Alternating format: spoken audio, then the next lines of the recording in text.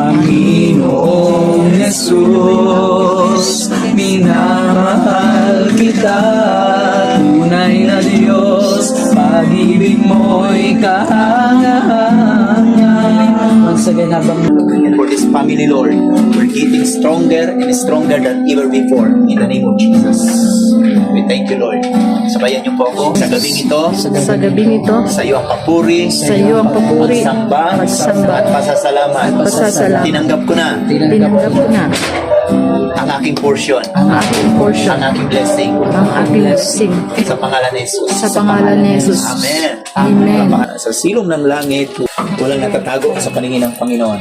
In the book of Psalms, maging yung pagupo natin, yung pagtayo natin, alam po yan ng Panginoon. Yung mga hibla ng buhok natin, alam ng Panginoon. Sabi nga, di ba, walang sikretong hindi nabubunyag. So wala tayong may tatago sa Panginoon. Pwede tayong magtago sa ating kapwa, pero sa Panginoon natin, wala tayong may tatago.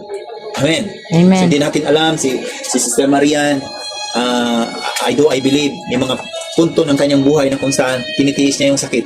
Ito hindi. Yung parang ayaw niyang ipaalam yung nararamdaman niya. Hebrews 9:27, ano sabi doon?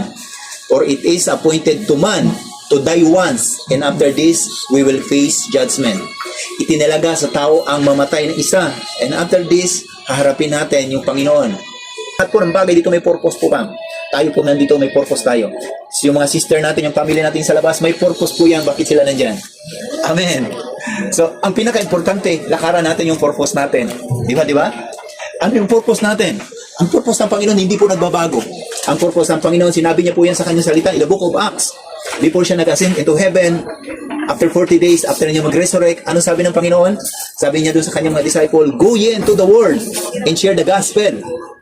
Amen. Bawat tao na may kanya-kanyang interpretasyon.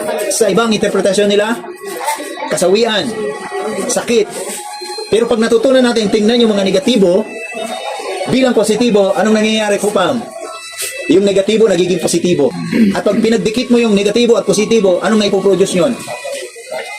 Power. Electricity. Ayan. Yung ilaw natin.